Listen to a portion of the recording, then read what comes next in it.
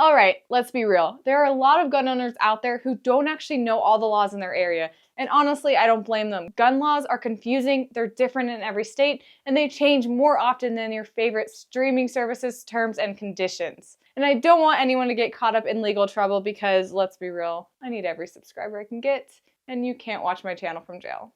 5 to 10 years. And what exactly did you do to earn that sentence? I watched Alyssa's YouTube videos.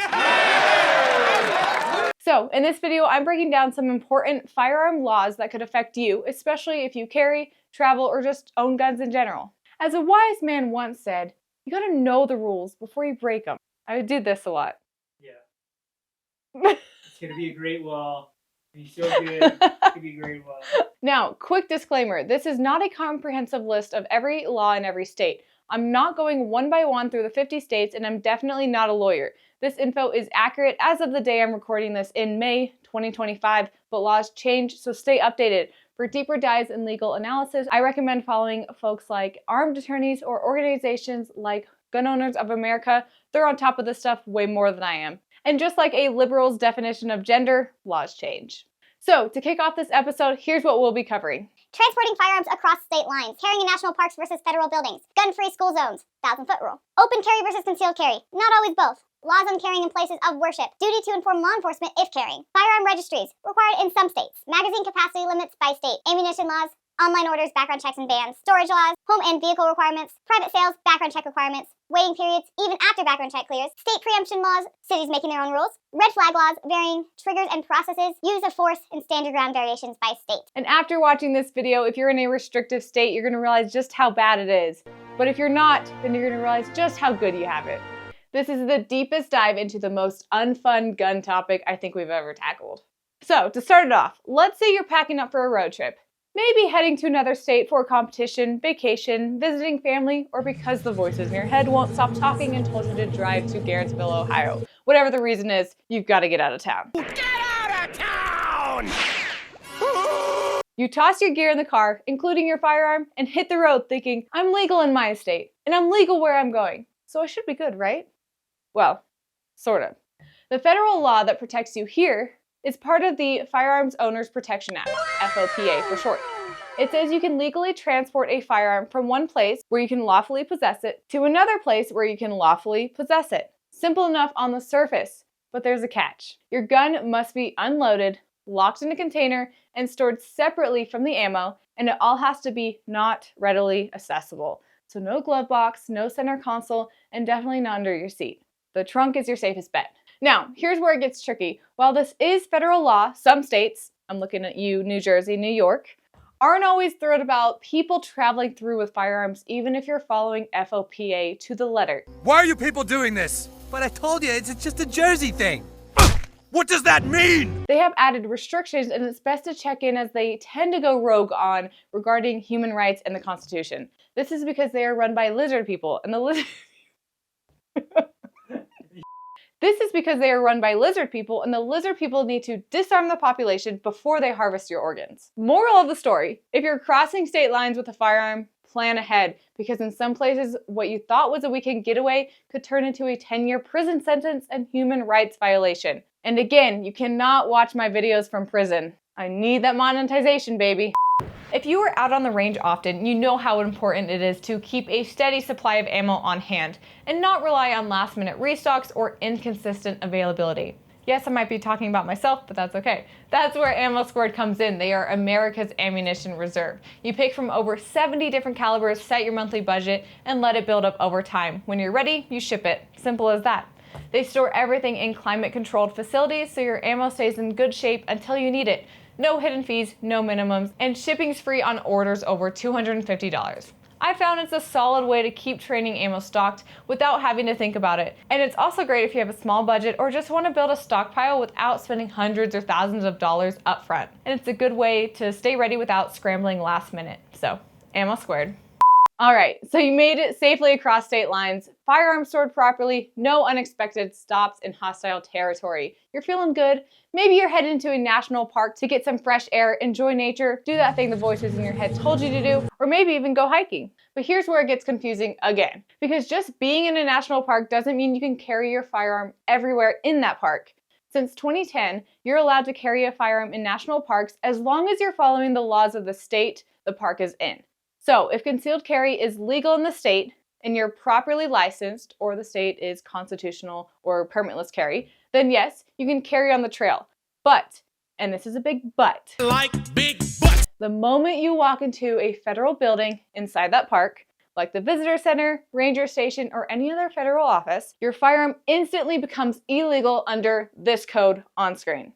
So imagine this. You're walking through a national park with your firearm legally concealed. You step inside to grab a map or use the bathroom. Boom, you're suddenly a felon without even realizing it. Right to jail, right away. This law doesn't just apply to national parks either. It includes all federal buildings like post offices, courthouses, and IRS offices. Not that you'd want to go there anyway. So, while you're outdoorsy and armed, just remember, what's legal in the parking lot or on the trail can become a felony the second you pass through the wrong doorway. That's one hiking trip you don't want to end in handcuffs. Okay, so we dodged the felony in the national park gift shop. Nice work. But don't get too comfortable just yet, because now we're stepping into one of the most misunderstood and sneaky laws out there, the infamous 1,000-foot rule around schools. If you're like me, then you're a parent, and as a parent, you have the wonderful debate of homeschooling your little psychopath or handing the cute little monster to the totally capable hands of the state, where they can get indoctrinated with socialist propaganda. З'їла сама шоколадку? А я що робить? А що, мені дивиться, як вона їсть шоколад, я теж може хочу шоколад, блін. Задумала, блін, мені дуже шоколад. Мені дуже шоколад. Я дуже хочу шоколад.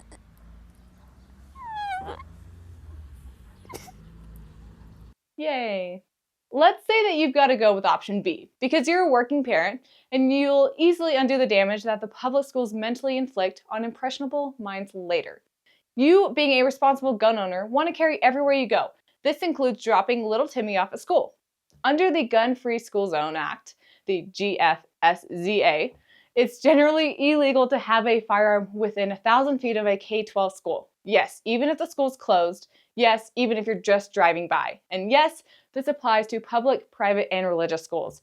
You could be doing everything right, firearms stored properly in your vehicle, minding your own business, and still accidentally breaking the law just by passing too close to a school zone. Now, there are exceptions. If you have a valid concealed carry permit issued by the same state you're in, and that state has been federally recognized for having a qualifying licensing process, then you're likely good to go.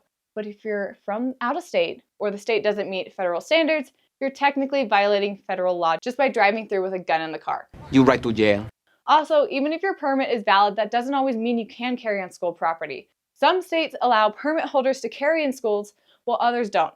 It's a patchwork of laws with the side of good luck figuring it out. So moral of the story, know your surroundings and check your route, because breaking the law without even stepping out of your car is very much a thing in America. Now, you've managed to avoid accidentally breaking federal law by dropping little Timmy off to school. Gold star for that.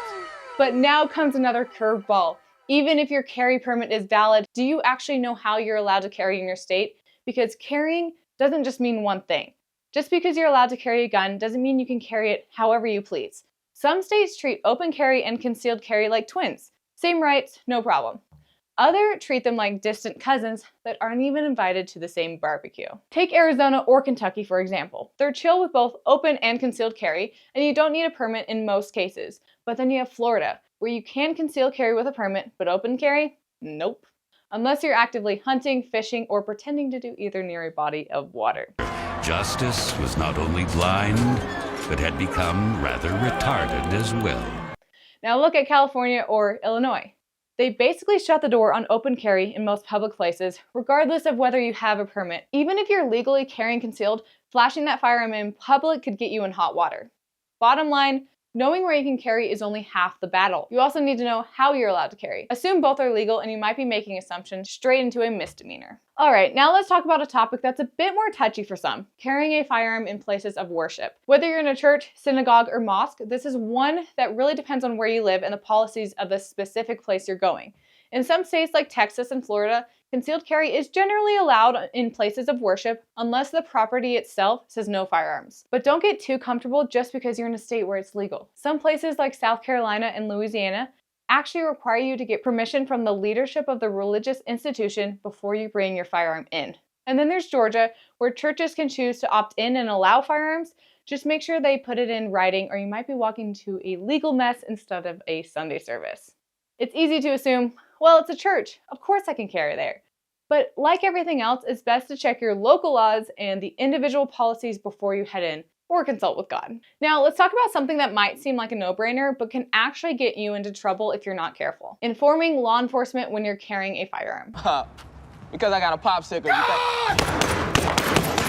In some states like Ohio, South Carolina, and Louisiana, you're actually required by law to inform an officer if you're carrying a concealed firearm, whether or not they ask you. If you don't, you could be looking at fines or even criminal charges. So if you're pulled over or stopped by the cops, it's better to just let them know up front, just in case.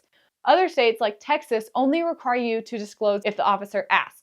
And in places like Pennsylvania or Georgia, there's no legal obligation to inform unless prompted. Still, even if you're in one of those states where it's not required, many people recommend volunteering that info in a calm, respectful way to help prevent misunderstandings and keep things both smooth for you and the officer. Just remember, each state has its own rules, so knowing what's required in your area could save you from an awkward or worse, a dangerous situation. All right, moving on to something that trips up a lot of people, firearm registries. While there's no federal registry for firearms in the US yet, and hopefully never, some states have their own rules when it comes to firearm registration. For example, California requires you to register all handguns and certain rifles, particularly those classified as assault weapons. Over in Hawaii, all firearms need to be registered with the local police within 5 days of acquisition. Yes, that's every single firearm. And if you're in Washington, D.C., you'll find one of the most strictest systems requiring registration for every firearm and regular renewals. There's irony as each of these places has the highest concentration of criminals, especially in D.C. Let's go. Let's just start. But not every state is on the same page. States like Texas, Georgia, and Montana don't just skip out on firearm registries, they have laws that explicitly ban them. So if you're relocating or just passing through, it's crucial to know if your new state requires firearm registration. Failing to do so could land you in some hot water even if you don't know the law. It's always a good idea to check up on your state rules, especially if you're moving or purchasing new firearms. Now let's talk about magazine capacity limits, and this one can get a little wild depending on where you are. In some states like California, New York, and New Jersey, it's always the same ones, right? There's a strict limit on large capacity magazines. That's like, that's pretty average. I don't know what that's normal size. Often capping them at 10 rounds. What's crazy is that in some states, a 10-round magazine could be totally fine, but just crossing the state line, it could land you in some serious trouble. And yes, we're talking about simply driving with one in your car, because ignorance of the law is still not a defense. I know that I am somewhat blonde, but I can't use that as a defense. For example, right now, California sticks to a 10-round limit. Colorado is a little bit more generous at 15 rounds, while Illinois has a limit of 10 rounds for long guns and 15 for handguns. And here's the kicker. Some states allow magazines that were owned before the ban to be grandfathered in. So your old trusty magazine from years ago might still be good to go, assuming you're not planning on driving through a state where the rules are a little less forgiving. Bottom line, if you're traveling or moving, always double check those magazine laws. You don't want to be the person who got a one-way ticket to court because you packed the wrong magazine by mistake. And if you've ever browsed for guns or gun parts online, you probably noticed those little disclaimers that pop up everywhere. Can't ship to California. Can't ship to California. Can't ship to California. Can't ship to California. What's that about? Well, certain states, California being the most well-known, have restrictions on specific features of firearms. Not the gun itself, but things like threaded barrels, which can accept suppressors, collapsible stocks, pistol grips, flash hiders, and more. These features are often labeled as assault weapon characteristics under state law, even if the firearm is functionally no different than one without them. So when you see that shipping warning, it's not because these manufacturers can't find California on a map, it's because California can't find common sense. And let's talk about the term assault weapon, because depending on where you live, it might mean something totally different. Some states define an assault weapon based on specific features like a pistol grip, folding stock, flash hider, or even a threaded barrel. And some states ban guns by name. But they'll never ban you, Rexy, you're just too cute. The confusing part, a rifle that's 100% legal in one state could be considered an assault weapon in another. I mean, look around. All of these are probably illegal in California. Hell, I'm illegal in California.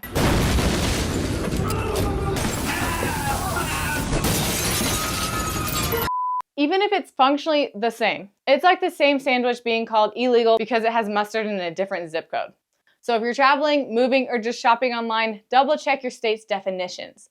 What's fine in Utah might make you a felon in New York. Always know your local laws, because when it comes to assault weapon bans, the rules definitely are not one size fits all. Can't see, but I'm doing cool stuff with my legs. Ammunition laws. Yep, you guessed it. Also vary by state, and some of those rules can be pretty wild. It's not just about what firearm you can own, it's about what goes into it too. In states like California, you're going to need a background check even for buying ammunition, whether you're doing it online or at a local shop. So if you thought you were just grabbing some ammo for your weekend range trip, think again. You're going to need to clear some paperwork first. In New York and Illinois, buying ammo online isn't as simple as adding it to your cart and clicking checkout. You gotta prove you're who you say you are, and some states even require proof of residency. And then there's New Jersey. I don't understand. It's just a Jersey thing. Stop playing stupid. Maybe he really is stupid, Randy. Where hollow point ammunition, it's only good to keep at your home and for certain activities like hunting. So don't use it in your concealed carry gun, or you'll be violating some serious strict laws. Oh, and by the way, in New Jersey, all handgun ammo sales are actually reported to the state police. Yes, that even means the smallest box of 22s is going to be on their radar. Talk about keeping an eye on you. I got my eye on you. Just remember, even though you might be legally buying ammo, how and where you can use it might change depending on where you're standing. So whether you're stocking up or just getting a few rounds, don't forget to check those local rules. It's a lot more complicated than buying some groceries, unfortunately. Now let's talk about storage, because while there's no federal law saying exactly how you must store your firearms, don't think for a second that your state's rules are just a suggestion. Some states are really serious about it. You've probably heard the saying, don't leave your gun just lying around. Well, it's not just good advice. It could be the difference between staying out of jail or getting hit with a fine. For example, in Massachusetts, if you're at home, your gun better be locked up at all times, even if you're just relaxing and watching Netflix. Meanwhile, in some states like Texas or Florida, they tend to be more laid back. But here's the kicker.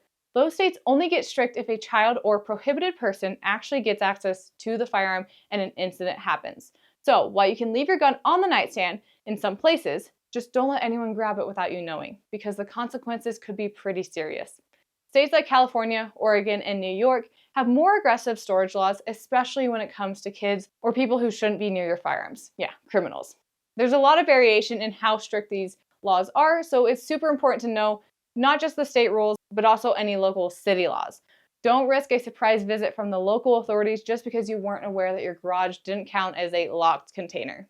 And honestly, storing your guns properly isn't just about avoiding legal trouble, it's about keeping your family and others safe. A little extra care in how you store your firearms could be the difference between peace of mind and a major headache. So while this law may seem like a hassle, so is dropping soap in jail. All right, let's talk private sales. You might think, I know a guy, and we'll just do the deal between us.